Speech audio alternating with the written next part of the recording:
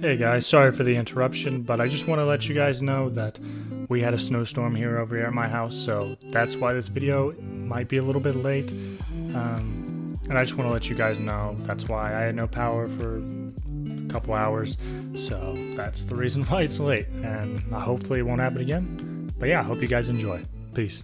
Hey everyone, and welcome back to another movie review video. And in this one, we're actually going to be comparing two different movies. I know, it's weird, right? So I figured since my channel is mostly Dead by Daylight content, why not do a scary movie? And since the new Scream just came out, I thought it was the perfect opportunity. Now, I'm not a hardcore scary movie analyzer, so this is just my personal take on these two movies, having little to no knowledge of the movies that came before them. And the movies I decided to compare are the new 2022 Scream and the 2018 Halloween. And yes, there will be plenty of spoilers. So the first thing you have to do before watching these movies is to just not care about what other people think. I mean, so many times I would see a film I thought was good, but people would tell me, nah, that shit sucked, I hated that movie. And I would normally be like, yeah, no, I hate that movie too. But after a while, I decided to stop thinking of what other people thought about a film and started thinking for myself. So yes, I like both of these films. I'm just gonna say it. Now I think one of these films is stronger than the other, but I did enjoy both of them. And so I get what these movies companies are trying to do with these reboots, which is just that.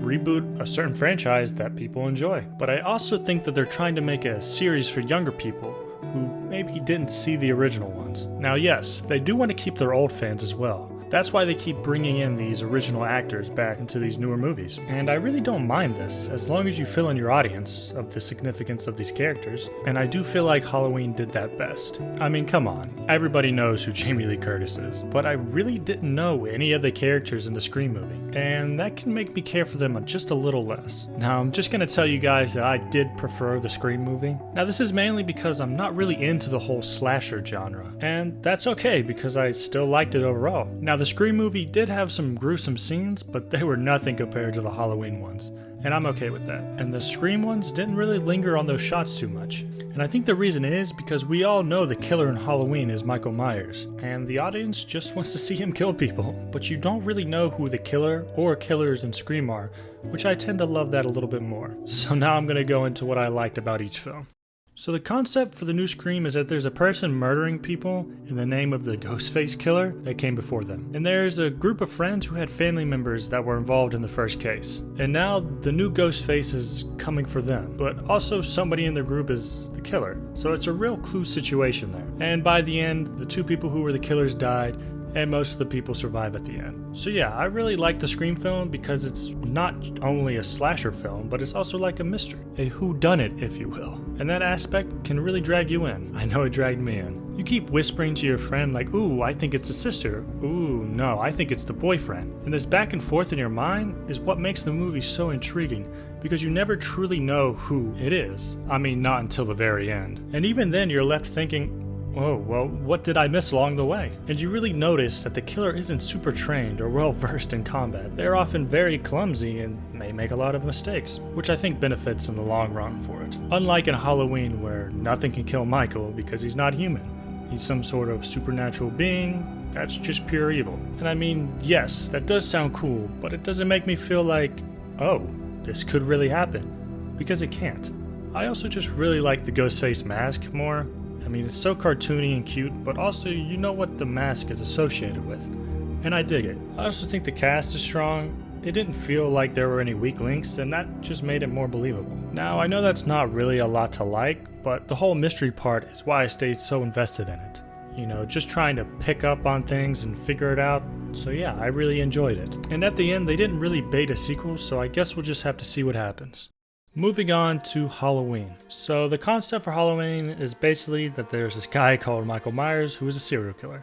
Big surprise, I know. And one night he gets out because the prison bus he was on crashes, and boom, he's free to kill whoever he wants. But the person he's going after is none other than Laurie Strode. And on the way he kills some innocent people until the final fight where Michael was killed, in air quotes, because the new Halloween Kills is already out and he looks good and alive. Now what I have to say about this movie is the camera work is just fantastic, and all the shots are wonderful and must be commended for. And yes, there is a lot of killing and some pretty brutal ones at that. So if you like blood and different and creative ways for people to die, then I think you'll love this one.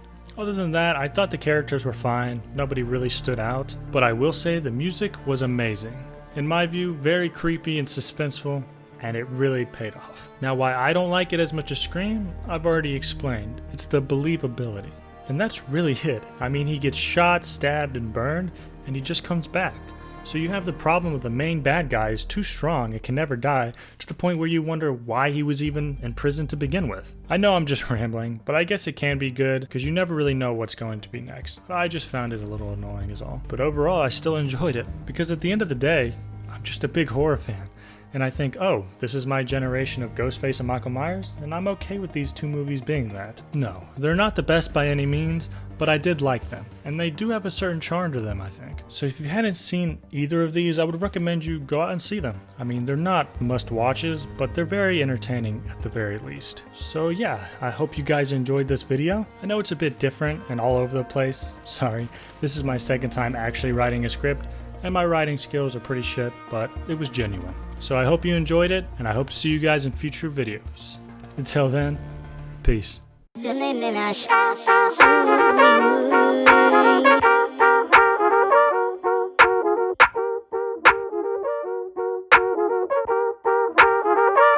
Shine.